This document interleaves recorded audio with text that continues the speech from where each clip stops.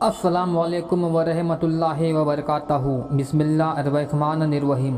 मंसूर बिन अम्मार रहमतुल्लाहि अलैह फरमाते हैं, मेरा एक दोस्त था, मुझसे बड़ी अकीदत रखता था।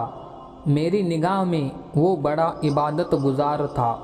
मेरी निगाह में वो बड़ा इबादत गुजार था क्योंकि वो तहज्जुद भी पढ़ता था, खौफे खुदा से रोने वाला भी था। एक मर्तबा मुझे खबर मिली कि मेरा वो दोस्त बीमार हो गया है। मैं उसके पास गया और देखा कि वो बहुत कमज़ोर हो चुका है, घर के दरमियान लेटा हुआ है। उसका चेहरा काला हो गया है, आंखें नीली हो गई है। मैं अयादत के लिए पहुंचा। मैंने कहा, भाई ला इलाहा इल्लल्लाह की कसरत करो।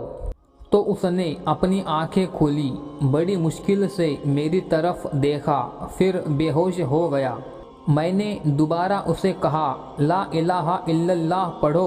उसने आंखें खोली, मुझे देखा, फिर दोबारा आंखें बंद कर ली। अब मैंने सख्ती से कहा कि ला इलाहा इल्लल्लाह पढ़ो, कलमा पढ़ो। आप फरमाते हैं, वो मेरा बहुत करीबी दोस्त था।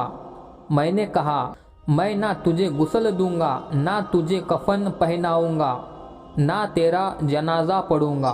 दोस्तों, वो बंदा कहता है, हुजूर मेरी और कलमे के दरमियान रुकावट खड़ी कर दी गई है। मैंने कहा, ला हौल वला कुव्वता इल्ला बिल्लाह। तेरी नमाजें कहाँ गई, कहाँ गए तेरे रोज़े, वो तहज्जुद और रातों की दुआएं। वो कहता है, ऐ मंसूर, मैं ये सारे काम तो करता था मगर अल्लाह की रज़ा के लिए नहीं करता था। मैं लोगों को दिखाने के लिए करता था कि लोग मुझे तहज्जुद गुजार कहे, मुझे इबादत गुजार कहे, मुझे नेकोकार कहे। मैं लोगों को दिखाने के लिए करता था। जब मैं तन्हाई में होता तो अकेले में दरवाज़ा बंद करता तो खूब गुनाह करता था, शराब पीता था, बेहयाई और बदकारियाँ करता था। एक बार जब मैंने बहुत नाफरमानी की तो मैं बहुत बीमार हो गया। मुझे अपने बचने की उम्मीद नहीं रही। मैंने कुरान खोला, अल्लाह ताला से माफ़ी मांगी, बहुत रोया। पढ़ते पढ़ते अल्लाह से माफ़ी मांगी। अल्लाह करीम ने मुझे शिफा दे दी। मैं फिर गुनाह में पड़ गया, फिर शैतान के पीछे चल पड़ा। थोड़े अरसे के बाद मैं फिर बीमार हुआ।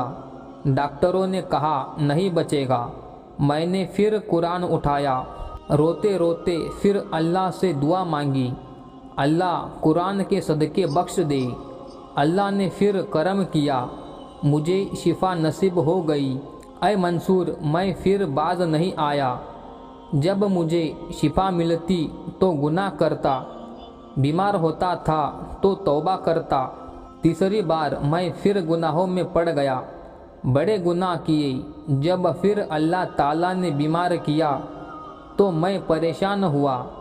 अब कुरान उठाया तो कुरान का एक लफ्ज़ मेरी ज़ुबान से अदा नहीं हो रहा और मेरी ज़बान पर ताला लगा दिया गया है। मैं कुरान नहीं पढ़ पा रहा हूँ। अल्लाह की बारगाह में मैंने कहा, या अल्लाह, तू मुझसे सख्त नाराज़ है, मुझे माफ़ कर दे। कहता है, ऐ मंसूर, मुझे गैब से आवाज़ आई कि जब तू बीमार होता है तो तौबा करता है, जब तंदुरुस्त हो जाता है तो गुनाह करने लग जाता है, जब तकलीफ़ में मुब्तला होता है तो अल्लाह को याद करता है, रोता है, और जब अल्लाह पाक तुझे मुसीबत से नजात देता है तो फिर गुनाहों में पड़ जाता है। क्या तुझे मौत का खौफ न था? तू अकल रखता है, समझ रखता है, फिर भी गफलत में पड़ा रहा। तूने कितनी बार अल्लाह से वादा किया मगर हर बार तूने वादे को तोड़ दिया। हज़रत मंसूर कहते हैं, वो बताता जा रहा था और रोता जा रहा था। मैं तो उसके पास से उठकर चला गया और कहा कि तुझ जैसे बंदे का और क्या हो सकता है। میں جیسے ہی دروازے کے باہر نکلا اس بندے کا بغیر کلمہ پڑھے انتقال ہو گیا۔ دوستو سچ بتاؤ ہمارا حال کیا ہے؟ مشکل آتے ہی کئی لوگ مسجد میں دکھتے ہیں، ہاتھ میں تسبیح ہوتی ہے، سر پر ٹوپی ہوتی ہے۔